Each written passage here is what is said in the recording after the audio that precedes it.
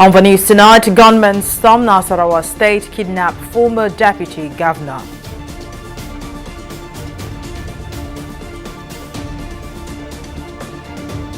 DHQ rubbishes calls for interim government, says plot is illegal and unconstitutional. And Labour Party leadership crisis deepens as factional chairman emerges.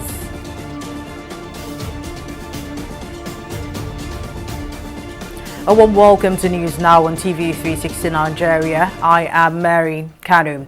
We begin the news with security matters. Gunmen have abducted the former deputy governor of Nasarawa State, Onje Gewado, during an attack on his village. Police spokesperson in the state, Ramhan Nansel, confirmed the development in a statement on Friday. Nansel said the gunmen abducted the former deputy governor, who is also the former dean of the Faculty of Law, Nasarawa State University, at his residence in Gwaga Village, Wamba local government area of the state. According to the police spokesman, a search has been initiated by a police tactical team in collaboration with other security personnel to rescue the victim unhurt, and urged the public to report any useful information that could help the command in its rescue mission. Still in security matters, the Defense Headquarters has described as unfortunate and unconstitutional the plot to foist an interim government in Nigeria. The Director of Defense Media Operations, Major General Musa Damadami, said this while addressing newsmen at the bi-weekly briefing on military operations across the country in Abuja. Damadami advised the proponents of an interim government to stop being mischievous, adding that the military is a reputable institution and would not support illegality but would act in accordance with the constitution of the country. Also speaking, the DMO director attributed the wave of kidnappings in some parts of the country to the availability of cash after a 4-month period of naira scarcity. It's rather unfortunate. An election has been conducted, and INEC, who is mandated, has announced the president-elect. It's not our responsibility to speak on that issue, but I know that several calls have been made from the presidency that there's nothing like interim national government. So I think people who are just trying to be mischievous, it is unconstitutional, and all of us know that one. The constitution does not provide for an interim national government. And that is the point that the presidency has been hammering. And so that is the stand. It's not our stand, but that is what the constitution says. It is unconstitutional. So anything that is unconstitutional, as far as I'm concerned, it is not applicable. The military is still working round the clock, 24/7, to ensure there's peace and security in the country. We are aware that before now, the cash squeeze, because if you kidnap anybody and there's no cash to pay, the criminals make use of the fact that you can pay cash. And unfortunately, with the reversal of the instruction of making the cash to be available in the public, I think that is what must have given the criminals the impetus to do what they are doing. Whether they will to kidnap those people and actually get the money, because I know that there's still some element of cash squeeze. There's still some element of cash squeeze that is going on, so I don't know whether they will be able to get those cash available, because even we ourselves are equally having faced with that problem. And now to political matters. Some members of the National Working Committee of the Labour Party, led by the Southern Deputy National Chairman of the party, Lamidi Apapa, have taken over the affairs of the party following a court judgment restraining Julius Abure and 3 others from parading themselves as national officers of the party. Speaking during an emergency meeting of the LP National Working Committee, Lamidi says he is now the acting national chairman of the party, while Saleh Lawal is the acting national secretary. According to him, Abure and the 3 others must vacate the order of the Federal High Court restraining them before further action can be taken on the leadership of the party. In an occasion like this, there is no room for vacuum, and therefore this National Working Committee meeting has graciously appointed me as the acting national chairman of the party, while Alhaji Saleh has been appointed as the acting secretary of the party. Equally, we also reviewed that recently there are some cases of suspensions that were badly handled. And this National Working Committee meeting has reviewed them, and the suspensions all over are hereby reviewed, and the officers affected were reinstated. With effect from now, the so-called officers should not parade themselves as officers of the party until the cases against them are treated or handled by the courts. Meanwhile, shedding light on the Labour Party's internal crisis, the National Legal Advisor of the party, Oyelikun Akingbade, says the restraining order given by the FCT High Court suspending Abure was imperative, given the gravity of the allegation brought against him. Akingbade, who spoke on TV360 Nigeria's flagship program, DG360, said the judgment will remain in place until the case is cleared in court. The restraining order did not remove the national chairman, Julius Abure. What the restraining order did was straight, restraining them from parading themselves because of what was brought before the court. And what was brought before the court was straight. Number one, documents that were forged by Abure and his cohorts. What are these documents? They withdraw a letter from the candidate who never withdrew, fake affidavit from court, fake seal, fake receipts, fake TSA generated receipt, were the document that was put together by Abure. And these documents were purported supposed to be the documents from the FCT High Court. So what we did was approach the FCT High Court and say, oh, in light of this forgery, can Abure continue to be the national chairman? And the court said, oh, you are restrained, meaning just hold on a little, set aside, so that you can hear your matter. During police investigation, the candidate who was substituted eventually wrote a statement before the police. And he actually mentioned the money he paid, that he paid 200 million in 4 installments, 50 million, to the account of the national treasurer in respect of the matter. And if I may shock you, this money was meant to be money for the party, but the money did not pass through the account of the party. The money actually exchanged hands. And other money that was paid in respect of the candidacy of that man.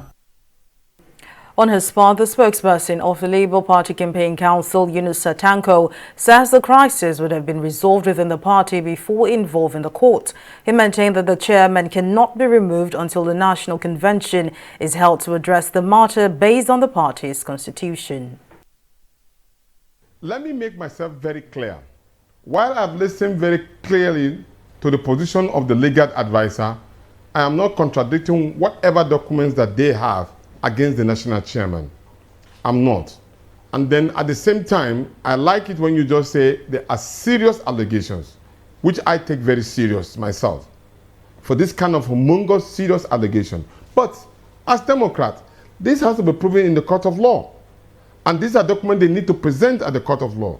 The judiciary had made its position known, and the court in Benin also had just made a pronouncement that they should stay action on whatever issues that they have, and then meet on the court on the 25th of April to really listen to this particular matter.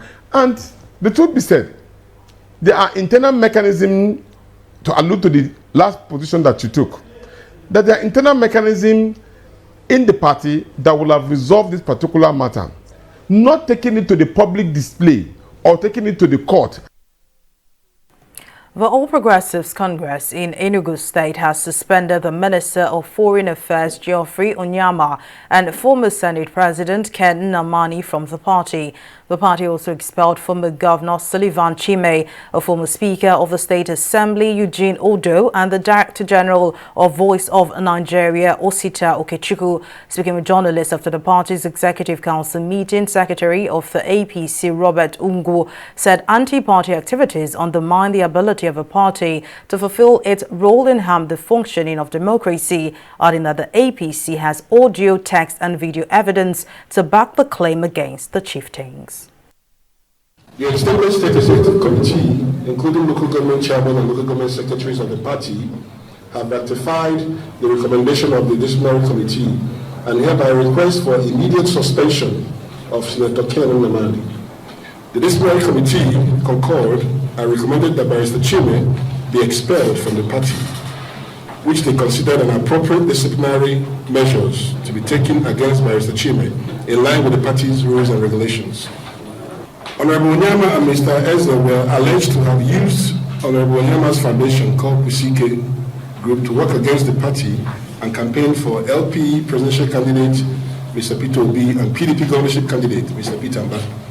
The rare instance or rare cases of moles who were sent into this party by the opposition party, principally to disable this party, principally to undermine this party.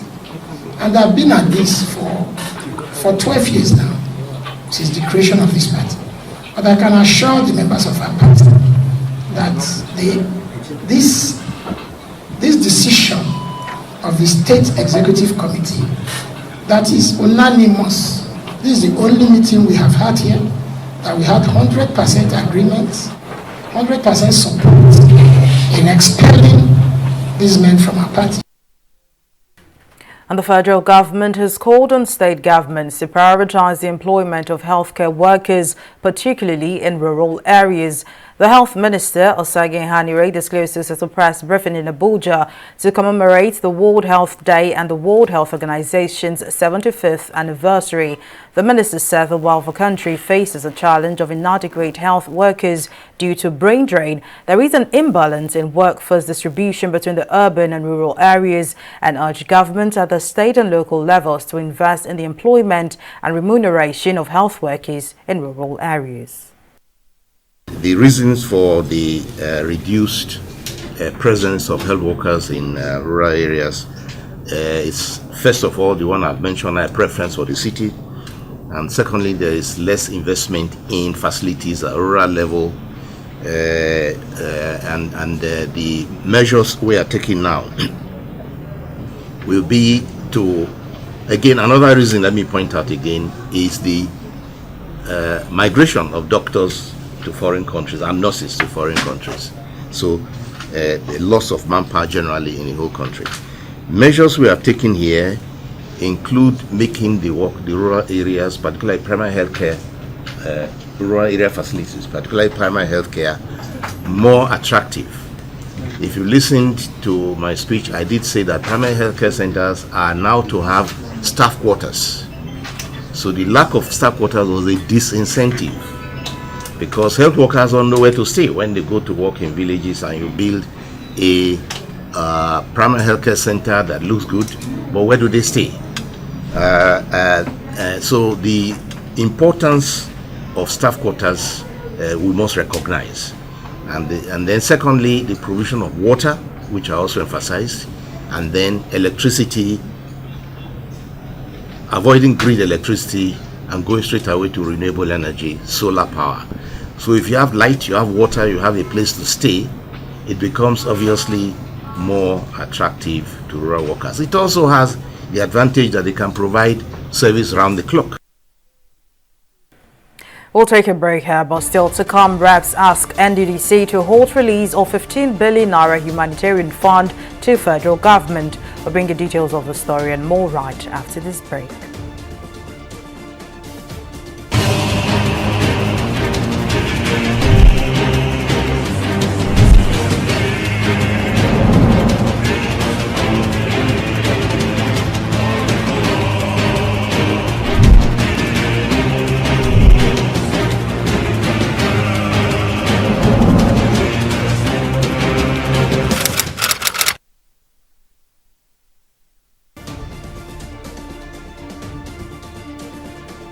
Welcome back. Here's a recap of our top stories tonight.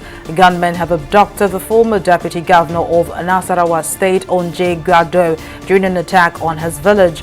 Police spokesperson in the state, Ramhan Nansel, who confirmed the development in a statement on Friday, said the search has been initiated by a police tactical team in collaboration with other security personnel to rescue the victim unhurt. We also told you that the Defense Headquarters has described as unfortunate and unconstitutional the plot to force an interim government in Nigeria. The Director of Defense Media Operations, Major General Musa Damadami, said this while addressing newsmen at the bi-weekly briefing on military operations across the country in Abuja. The DMO Director also attributed the wave of kidnappings in some parts of the country to the availability of cash after a 4-month period of naira scarcity. Well, in case you missed any of our news bulletin or for more updates, you can catch us online Mixworld TV or log on to our website on www.tv360nigeria.com. You can also follow us on our social media platforms on Twitter, Instagram and YouTube at TV360 Nigeria. On Facebook, we're at TV360 Online.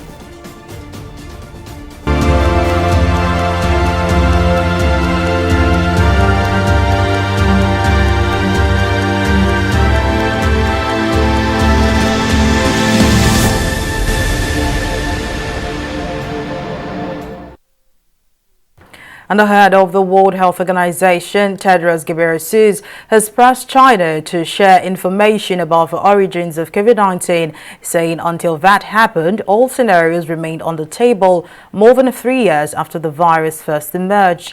Ghebreyesus spoke after a briefing, saying the global health body has asked China to cooperate with it to help trace the origins of the coronavirus pandemic.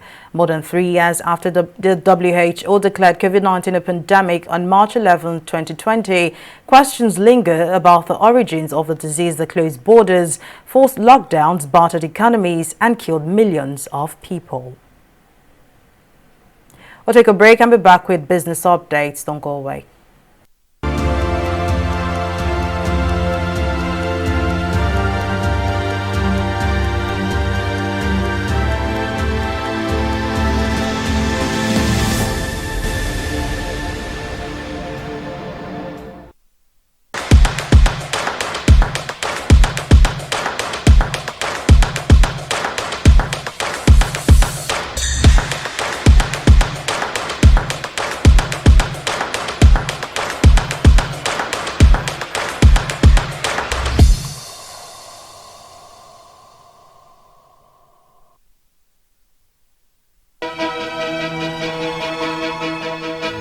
Opinions are free, facts are sacred, but truth is universal.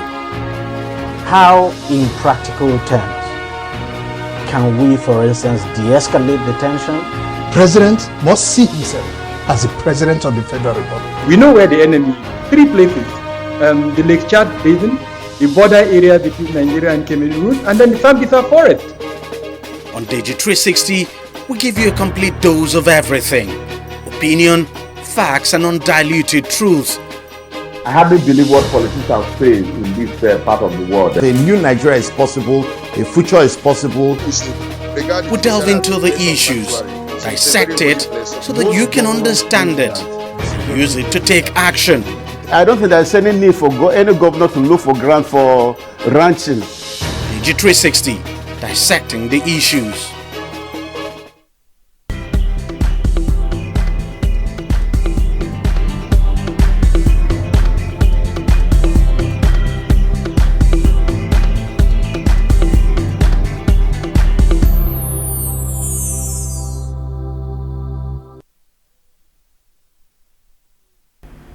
Welcome back. It's time for business news with Folashade Ogunrinde. Folashade, what's the latest?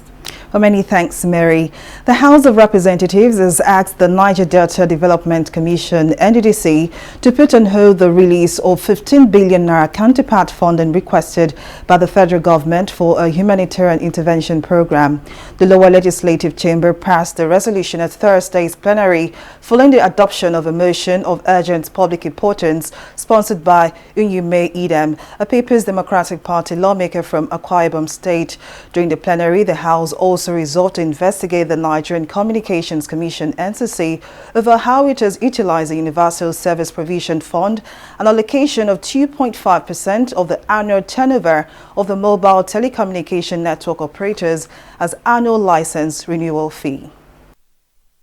NDDC for the last 3 years does not have a functional budget. It is the duty of this House as Parliament to call NDDC to order, to be patient and wait until when this budget is laid before this Honorable House and approved. The House is disturbed that the inability of the NCC to utilize the Universal Service Provision Fund to promote the widespread availability and usage of network services and applications throughout Nigeria is a great disservice to the nation. The Nigerian National Petroleum Company Limited says it is working tirelessly to ensure a timely delivery of gas pipeline infrastructure projects. Speaking at the Olobiri Lecture Series and Energy Forum organized by the Society of Petroleum Engineers, NNPCL's Group Chief Executive Officer Mele Kyari said the project will connect West African countries in order to deliver natural gas to international markets. The NNPCL boss added that the company was leveraging the provisions of the Petroleum Industry Act (PIA) to attract more investment into the petroleum sector.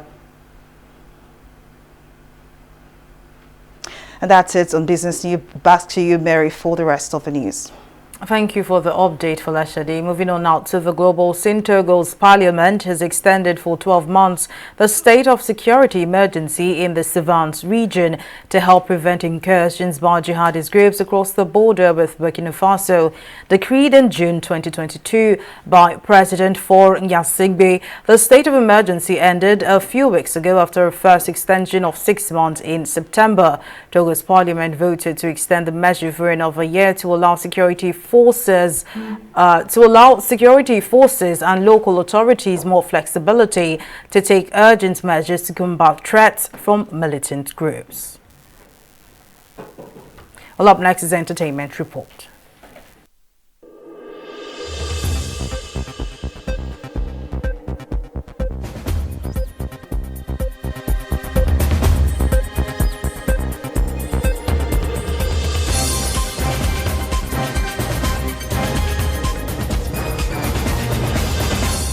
Forbes Africa has published its annual 30 under 30 list entitled The Newest Self-Made Young Innovators and Leaders Scripting a New Vision for Africa.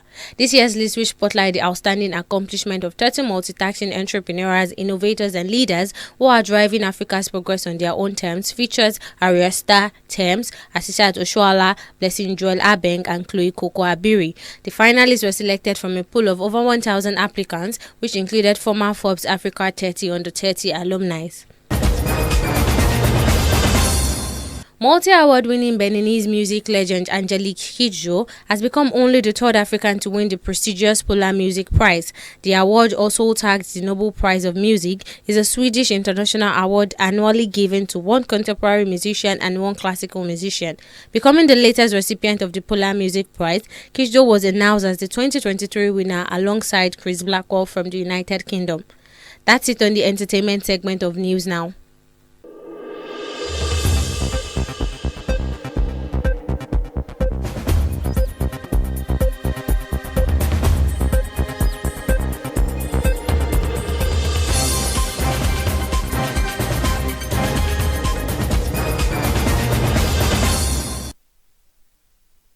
And now in sports, in its bid to build young girls in the areas of mentorship, life skills and football basics, the Asisat Oshoala Academy has organized the third edition of the She Plays initiative, a program that combines education and sporting activities. The program, which took place at the Nathaniel Idowu Pitch in Lagos, was geared towards improving education and sporting literacy for teenage girls. Our correspondent Falashade Ogurinde tells us more in this next report. These are students of Topfield Schools, the newest beneficiaries of the She Plays initiative by the Asisat Oshoala Academy. The training begins in the classroom, where the girls are taught basic life skills such as rendering support during emergencies and first aid treatment, the ability to make major life decisions and nurturing interpersonal relationships was also part of the lecture. On the field, games coaches train the girls on basic sports techniques in table tennis, football and athletics. While lauding the students for their active participation, the program manager of the Asisat Oshola Academy, Tolulope Oshoba, says the activities will help them in creating a balance between education and sports. The whole idea is to be able to go back into the various communities to engage young people, especially young girls, on the importance of sports, of being empathetic, and then education. And under the education, one of the things they are looking at is life skills. And we all know that this is very key for everyday living. And so the Asisat Oshola Foundation has taken it upon itself in partnership with Women Win and Nike to go into the communities to encourage young girls to take up, sports, be empathetic, and then take their education very seriously.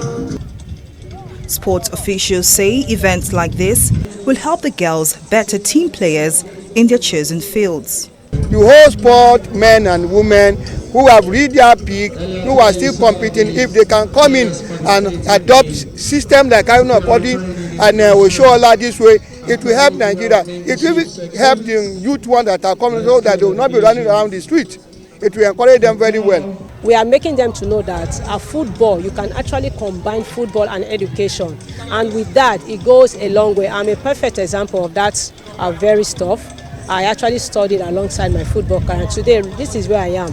And people like these children, we are catching them young to give them this experience. For those that doesn't know that, they can actually combine education and sports. For the beneficiaries, these training sessions will help increase their capacity to handle life's challenges. I learned a lot. Moreover, I learned more about basic life support, on how to treat someone in a very high tension position, like in the road, in the street, if someone collapses, there will be a little bit of enlightenment on how to help that person. This program has been very helpful because I've not played football before. I've never played football before, so they are teaching us the basics on how to play football, and it's a fun experience. I want to say a very big thank you for the experience and for everything. The She Plays initiative aims at providing educational intervention for marginalized schoolgirls in Lagos. Over 500 female students between the ages of 12 and 18 are expected to be empowered through the program. Folashade Ogurinde, TV360 News. Well, that's the size of a news bulletin. Many thanks for watching. I am Mary Kanu.